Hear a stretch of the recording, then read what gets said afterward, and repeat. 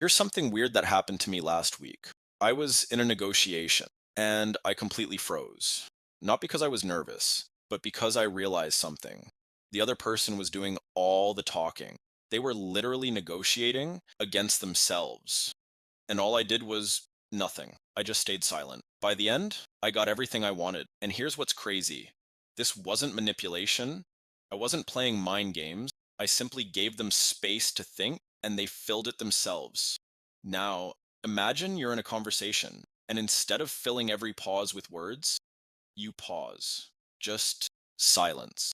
And suddenly the other person leans in, listens more carefully, or starts revealing things they wouldn't normally say. Sounds simple, right? But there's real psychology behind why silence influences people without harming them, without forcing them, and without the toxic manipulation tactics you see online. Today I'm breaking down why silence is one of the most powerful communication tools, the exact psychology that makes it work, three ethical ways to use it starting today, and the dark side nobody talks about so you avoid it. By the end, you'll know how to make your conversations deeper, more persuasive, and actually build respect instead of fear. But first, we need to talk about why most people get this Most people completely treat wrong. silence Silence like like it's it's poison. poison. Think about the last time you were in an awkward pause. What did you do? You probably jumped in with a joke, random small talk, or you just kept talking even though you had nothing to say. And I get it. Silence feels uncomfortable. It feels like something's wrong. But here's what's actually happening in your brain. When silence hits, your brain goes into social threat mode. It's scanning for danger. Did I say something wrong? Are they mad at me? Do they think I'm boring? And because humans are wired for connection, we instinctively try to fix it by filling the gap. Now, here's where it gets interesting. Watch any great speaker, Oprah, Steve Jobs. They don't fear silence, they weaponize it, but not in a manipulative way. They understand something most people don't. Silence isn't empty, it's active. When you stay silent, the other person's brain doesn't stop. It keeps working. It starts filling in the blanks, and that's where influence happens. But before we get into how to use this ethically, let me be crystal clear about something. Important disclaimer: there's a lot of toxic content out there about using silence to control people or make them uncomfortable to get what you want. That's not what this is. That's emotional manipulation, and it destroys trust. What I'm teaching you today is about improving communication, not controlling people. It's about creating space for better conversations, space for honesty, space for deeper connection. All right, with that out of the way, let's talk about what silence actually Why does to the silence human brain. actually Influences people. So, first, let's get into the psychology. Silence isn't just the absence of words, it's a signal. And humans are hardwired to react to social signals. When someone stops talking, your brain doesn't just wait, it interprets. It starts asking, what does this mean? What am I supposed to do? Should I say something? And that's where the influence comes from. Let me give you a real example. Scenario A, person A. So, what do you think about the project? Person B, I think it's fine. Person A, great. So, we'll move forward with option one, right? I was thinking we could start next week and notice what happened. Person A got an answer, but not the real answer. Person B didn't have time to think. Now, watch what happens with strategic silence. Scenario B with silence. Person A, so what do you think about the project? 2-second pause. Person B, I think it's fine. Person A stays silent, just nods. 3-second pause. Person B, actually, I'm a bit worried about the timeline. I don't think we've considered X, Y, and Z. See the difference? The silence created space for person B to think deeper, and person A got the truth, not just a surface level answer. In communication studies, silence is studied not as emptiness, but as an active part of dialogue. Research shows silence can give the other person space to process their thoughts, signal that you're truly listening, not just waiting to talk, let emotions settle before continuing, encourage others to elaborate and share more. Now, here's what most people miss: silence isn't uncomfortable. Our reaction to silence is what makes it powerful. Most people feel a pull to fill silence because they want connection, clarity, reassurance, control of the conversation. That discomfort, that's not bad. It's human. So when you can sit with silence calmly, You're not being cold or distant. You're giving the other person permission to think, to feel, and to show more of themselves. That's influence. But here's the thing, knowing the psychology is one thing, actually using it, that takes practice. So let me give you three practical, ethical ways you can start using silence ways to use silence. All right, let's get tactical. Number one, the post question pause. Everyone wants to be heard, but most people don't give others the space to actually be heard. Here's what I mean. Bad example. You, How are you feeling about the new changes at work? them. I'm okay with it, I guess. You. Great. Let me tell you what's happening next. You got an answer, but not the real one. Good example. You. How are you feeling about the new changes at work? 2 seconds of silence. Them. I'm okay with it, I guess. You stay silent, maintain eye contact, slight nod. Them. Actually, now that I think about it, I'm a bit overwhelmed. Can I be honest? See what happened there? The first pause gave them time to start answering. The second pause, after their surface level response, gave them permission to go deeper.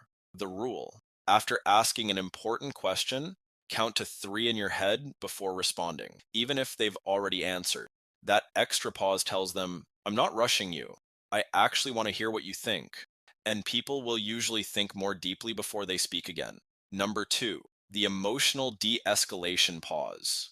This one's a game changer for relationships. When someone's getting intense, frustrated, excited, overwhelmed, angry, our instinct is to jump in immediately, to defend ourselves, to explain, to fix it. But here's what actually happens when you do that, things get worse. The other person feels unheard. The conversation spirals. Now, watch what happens when you pause. Example, partner. I can't believe you forgot our anniversary again. Do you even care about. Option A, jump in. You. I didn't forget. I've just been so busy with work and. Argument continues, both people frustrated. Option B, partner. I can't believe you forgot our anniversary again. Do you even care about. You take a breath, stay quiet. Your partner, softer. I feel like I'm not a priority sometimes. That pause did three things. It let the emotion peak and start settling. It showed you're not in fight mode, you're listening. It gave them space to express the real issue underneath. This isn't manipulation, this is emotional intelligence, and it almost always yields better outcomes than arguing louder. Pro tip, while you're pausing, take a slow breath in and out. This does two things: calms your nervous system, prevents understandings about silence and how to avoid them. All right, real talk. There's a lot of misconceptions out there about silence as a power move, and some of it is straight up harmful. Some people think silence is a weapon, like giving someone the silent treatment to punish them. Let me be very clear. The silent treatment is not equal to strategic silence. That's not what we're teaching here.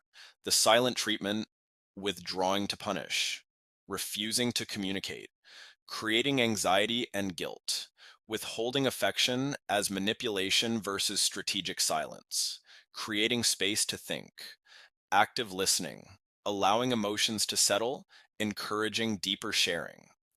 The silent treatment is emotional withdrawal. Strategic silence is emotional presence. One causes stress, guilt, and destroys trust. The other builds respect, understanding, and connection. Here's the key difference. With the silent treatment, you're ignoring the other person. With strategic silence, you're giving them your full attention without rushing in. Another big misunderstanding: silence equals weakness. Actually, it's the opposite. It's easy to fill every pause with noise. It takes real awareness and self control to hold silence with intention. And here's the ethical line you should never cross: manipulation equals controlling the person, influence equals guiding the conversation. When silence is used ethically, the other person still feels autonomy. They still choose how to respond. You're just making space for better decision making, not coercion. Remember, silence can show respect, respect for the other person's thoughts, pace, and voice. That's real influence, not force. That's why great negotiators, therapists, and leaders use silence not to dominate, but to invite collaboration. All right, let's bring this all together. So let's wrap this up. Silence isn't magic, and it definitely isn't a sneaky trick. It's a communication tool. And when you use it with respect, not to control someone's will, it can help you listen better, connect deeper, influence in ways that feel good for both people. Here's the bottom line: silence gives space, space for thought, space for honesty, space for better answers. So here's what I want you to do: practice this week. One, after your next important question, pause for 3 seconds. Two, when someone gets emotional, breathe and pause. Three, after you make a strong point, let it land before rushing to the next thing. These small pauses will make your conversations richer, calmer, and more effective. Trust me, because influence doesn't come from overwhelming someone with words, it comes from letting silence speak for itself, used responsibly, used ethically, and used with care. Thanks for watching. If you want more communication psychology like this, hit that subscribe button and drop a comment below telling me, where will you use silence this week? I read every single one. I'll see you in the next one.